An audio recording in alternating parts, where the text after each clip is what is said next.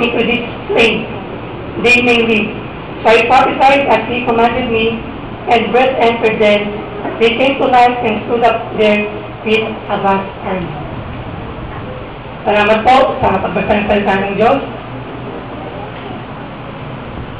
Ito pong prophecy na ito ay ginawa po in between 586 BC during the total destruction of Jerusalem, na kung saan yung isang bansa ay naghiwalay because of many issues at nagkaroon ng division.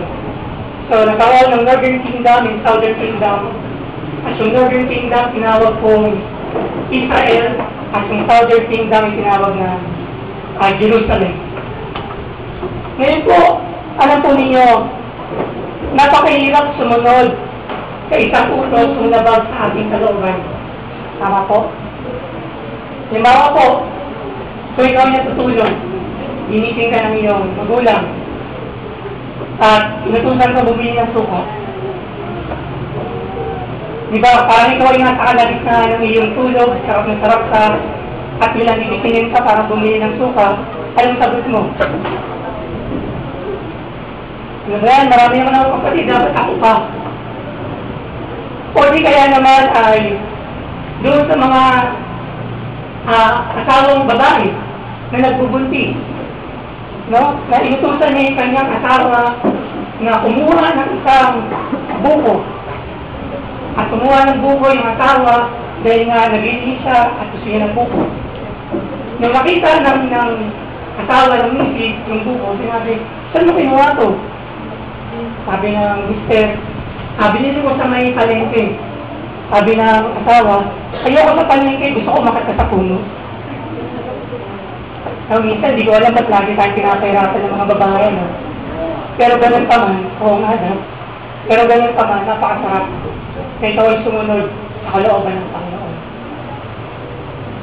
How much more Ezekiel na inutusan ng Panginoon na sa kanyang pagsunod, marahil kayo nagtanong, Lord, ang hirap eh. Ang tigas ng ulo, saka yung puso ng bansang Jerusalem, at hindi ko alam kung pakikinggan niya ako. Sabi ni Yahweh, sumunod ka lang, at ang Espiritu ng Diyos ang siyang pipili. Ito pong katayuan ng Jerusalem, kung kapansin po ninyo, ay dry bones. Sabihin ng dry bones, dry spirit, dry relationship. Yung relationship ng bansang Jerusalem ay malayong-malayo na. Malayong-malayo na doon sa tinatawag na presensya ng Panginoon. Bakit po? May tatlo pong tayong punto na mamaya po i-discuss. Ano? Bato, buto, saka tuyot na kalansay. Bato, buto, saka tuyot na kalansay. Pag sinabi po natin bato, ito po yung mga klase ng tao na pilit niyang tinatanggihan yung mabuting utos ng Diyos, yung mabuting plano ng Diyos sa kanyang buhay. Kaya po tinawag na sa itong klase ng puso. Na ay pinakusap siya ng Lord sa iba't ibang klase ng pagkakataon, iba't ibang klase ng mga sitwasyon, still, pinapatigas pa rin niya kanyang puso. Meron naman klase ng mga tao na tinatawag natin buto, na kung saan unti-unti na siyang nawawala doon sa tinatawag na presensya ng Panginoon. Kung yung una, kinausap pa, itong pangalawa yung klase yung buto. Ito naman yung unti-unti na siyang nadidikay. Mas malala yung pilot na kalansay.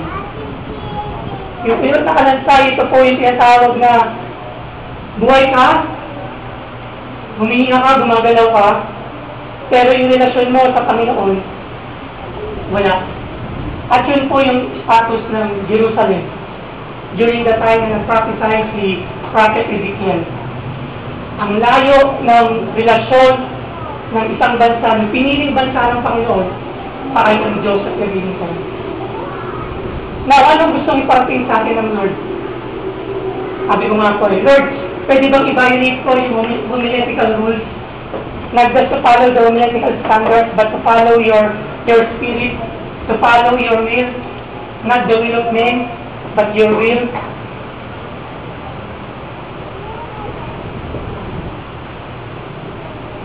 Ngayon po, ano po yung mensahe ng Lord sa atin? Just like yung bansang Jerusalem, the chosen nation. Ngayon tayo pinili ng Diyos para maligtas. Hanggang doon lang ba? Tatlong prefix na rin ang gustong iwan ng Lord sa atin ngayong umagang ito. First is the reconstruction. Kung papansin po ninyo doon sa mga verses na nabanggit, gusto ng Panginoon na lagyan ng laman, lagyan ng tendons, lagyan ng ugat, yung tinatawag na tuyot na buto. Sabihin, pakain ng spiritual na kanyang pamumuhay. At yun po yung tinatawag na reconstruction. Marami po sa atin, hindi ko alam kung ilan, kung sino, kung bakit, kung anong dahilan, na nangangailangan ng reconstruction spiritually. Marami nandito tayo, pero broken tayo. Marami nandito tayo, pero definitely wala tayong genuine relationship kay Lord. Well, pinipray natin na we are Christians, we are born again, pero we are dry bones in reality. So na Lord, magkaroon ka ng reconstruction sa kanya. Second one is renovation. Maraming ikaw ay sinasabi mong nakatayo ka na, nakatindig ka na. Subalit sa iyong pagkakatindig ay maraming mga problema pumunta na naranasan mo.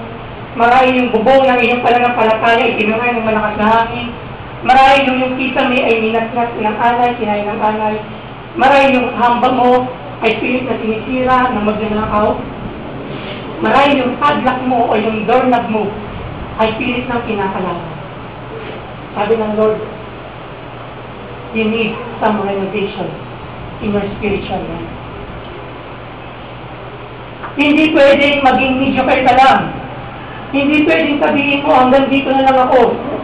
Hindi pwedeng sabihin mo, Lord, enough na sa akin na hanggang dito. You need some renovation. Alam niyo ba yung isang bahay na fully renovated? Pag nakita niyo po yan, masasabi niyo. Diba? Wonderful. Diba? Maganda. At minsan, ang mananampalataya, ayaw aminin na kinakailangan ng renovation sa buhay. Sinasabi ni Lord, renewed na ako eh. Lord, hindi ko na kinakailangan ng kapuspusan mo. Lord, hindi na kinakailangan pang umattend ng mga ganitong klaseng gawain. Inap na sa akin yung Bible study, inap na sa akin yung cell group. Hindi mo na kinakailangan ng fellowship.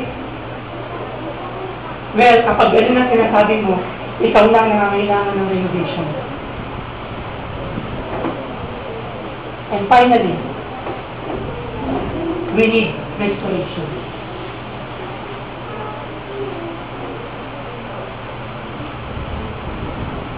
Restoration na kung saan ay nawala yung anad ng paglilingkod, nawala yung tinatawag na amor, na pag-ibig sa Panginoong Hesus. Kaya napapansin po niyo, 2 linggo, pinag-uusapan po natin, ibalik ang unang pag-ibig kay Jesus. Dahil yun po ang nawala, yun po ang nakaligtaan, yun po ang nakakalimutan. Reconstruction, renovation, and restoration. Kinakailangan ang mga mananampalataya ngayon ay ma-restore sa gusto ng Panginoon. Na ikaw ay naglilingkod, na ikaw ay umahayo, na hindi ka na lamang basta-basta natitisod, hindi ka na lamang basta-basta sumusuko, hindi ka na lamang basta-basta nasasaktan, hindi ka na lamang basta-basta umaayaw. And that is restoration. At minsan yung restoration, hindi nakukuha sa isang iglap lang. Hindi nakukuha sa tinatawag na pakikinig lang. Ang restoration nakukuha the moment na ikaw ay mali sa iyong tinatawag na comfort zone. Parang ikatlong linggo na po natin i-discuss ang salitang comfort zone. Hindi mo tayo ma-restore hanggat tayo po ay nananatili sa komportabling lugar po natin. Gusto ko lamang po gawin halimbawa ang dalawang misyonaryo po natin nakabalik na. Palakpakan po natin ang ating Panginoon.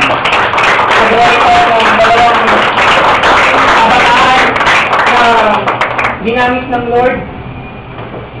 Ginamit ng Lord. No, not just. Hindi lang na-reconstruct, hindi lang na-renovate, but I believe so, fully restored. Now, gagamitin ko na example si Sister Beth. With your permission. Alam po nyo, Sister Beth ay kanyang puso ay marupok. So, very fragile. Sabi ko nga sa kanya pag ikaw ay pupunta na doon sa mission field, tatlo dapat ang iyong alisin. Pagiging matitisorin mo, pagiging maramdamin mo, at yung pagiging masiba, pagiging maramdamin mo. You know, si Sister Beck po ay, after po niya, before po siya pumunta ng mission field, siya po yung nagpaalam na, or siya po yung nagsabi na ayoko na sa CMI. Because of daming distraction, daming nakikita mga mali, daming nakikita mga hindi magaganda. Pero I prayed, and we prayed, thank you sa mga youth. Hindi alam ni Becca na we pray for her at sa lahat po. And na-realize niya nung siya po